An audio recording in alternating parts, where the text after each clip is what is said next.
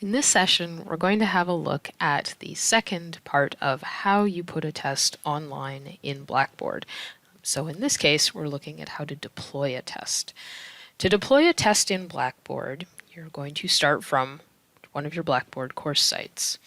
From there, you're going to choose the place that you want to put the test. So for a lot of people, that's assignments, but technically that could be course documents or another area if that's what made sense for you. So if you come over here to your left-hand menu, you're going to see an assignments option. You're going to click on that to go into the assignments course area.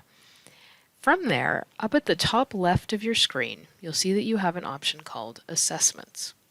If you hover over that, you're going to see an option that says test. Choose that, and Blackboard's going to pull up an option that will let you add a test. Now, if you haven't yet made a new test, you can actually create a test from here, simply by clicking on that Create button. However, if you've already built out a test using the Test Surveys and Pools option, you can grab a test that you've already made and put that into Blackboard. So in this case, I'm going to grab the sample test that I already made by clicking on it, and I'm going to click on Submit. Once I've told Blackboard the test that I want to use, Blackboard's going to want some information from me about the test options that I want to use. So these are the test options that will control things like when the test becomes available and how it becomes available to students and any restrictions on the test. For tests, Blackboard does offer a number of options, so you can customize the experience to what you and your students need.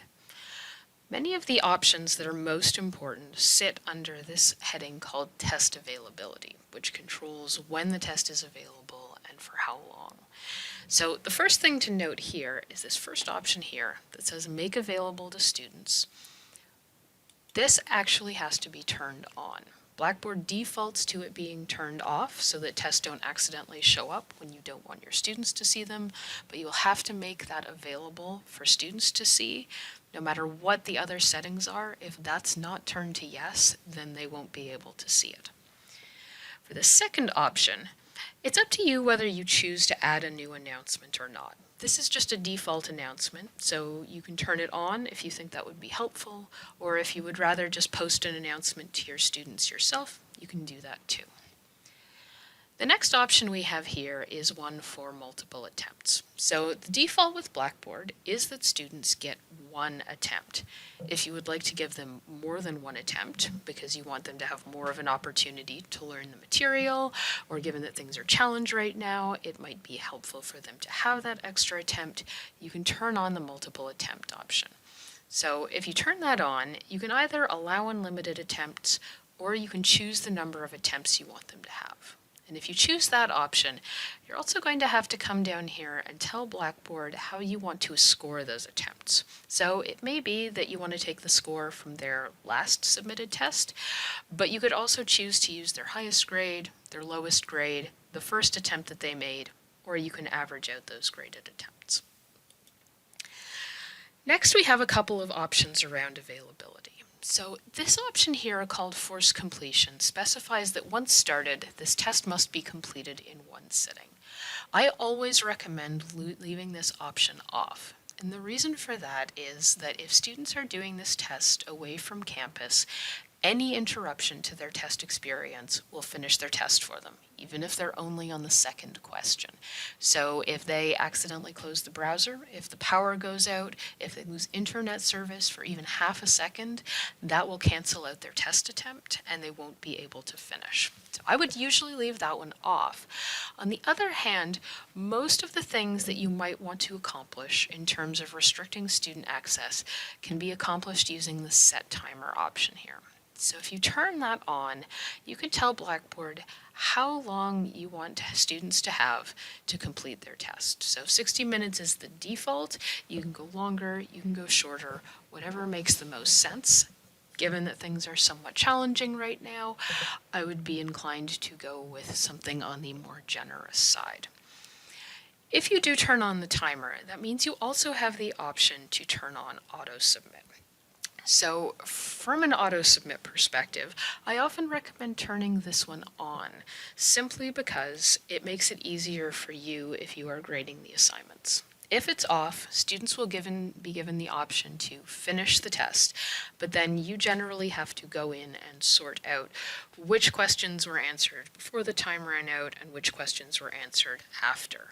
If you're being reasonably generous with the time and you want to ensure that the test values are actually counted appropriately, having the auto-submit turned on usually makes the most sense for that. These two next options down here around display are used to control when the test is actually made available to students. So if you want to give students a 1-week period in which they can complete the test on any day of their choosing, you can use this here to control when that test is actually visible to them. And then this final option here, where it says password, is most useful if you were, say, doing this kind of testing in a classroom and you only wanted to give the password to people in the class. It's not terribly useful if students are doing the work at home.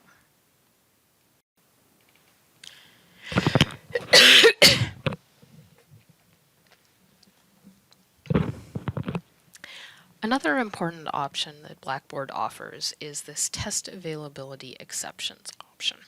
So if you have any students who have accommodations, this is where you can set those accommodations for each student independently of others in the class. To do this, you're going to go into the Add User or Group option here.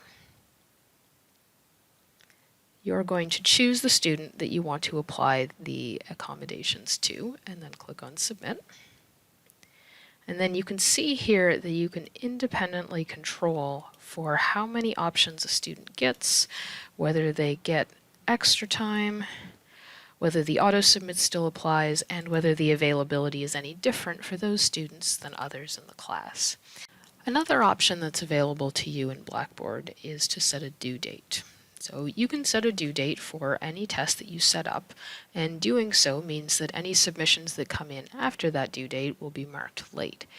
You also have the option, if you do enable the due date, that you do not allow students to start the test if the due date has passed. The next option you'll find are self-assessment options. This option is mostly there if you wanted to set up tests in Blackboard that students could test themselves on, more as an exercise in learning than as an actual assessment that would wind up in the grade center. So if you're testing students with the intention of using that towards a course grade, you'll generally want to leave these settings alone.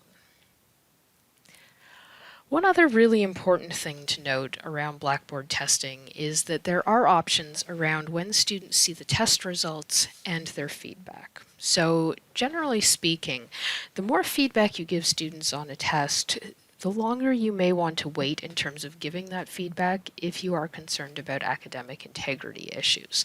So the default in Blackboard is that students will get, right after they submit their assignment, they'll get the score per question and nothing else. You do have a number of other options though. So in addition to score per question, you can choose to show them what all of the answers available to them were. You can choose to show them what the correct answer was, even if they didn't choose it, and you can choose to show them what answer they submitted. If you did build in feedback for each of your test questions, you can also choose to show that here. Or if you want to, you have the option to just show those incorrect questions. So that's a fairly extensive amount of feedback that you can give to students. That said, if you do want to give extensive feedback and are concerned about it being shared around the class, you may want to come over here and choose a different time that the test becomes available. So the default is after submission, but you may very well want to go with after the availability end date, or after the due date, or perhaps even on a specific date if you have one in mind. The final options available to you for your tests have to do with test presentation. So you do have the option to have all of the questions shown to students at one time. You also have the option to have the questions shown just one at a time. Choosing this one also enables another option called prohibit backtracking. I generally recommend against this one because it is not uncommon for some questions on a test to prompt students to remember the answer to previous questions, and if prohibit backtracking is on, they simply can't get back to those questions anymore. It's also up to you whether you randomize your questions or not. This can be a fairly simple way to help maintain some academic integrity. The only cases in which it doesn't necessarily work are if the questions have to be done in a specific order. And once you're done with all of that, you can click on Submit, and your test will be ready to go.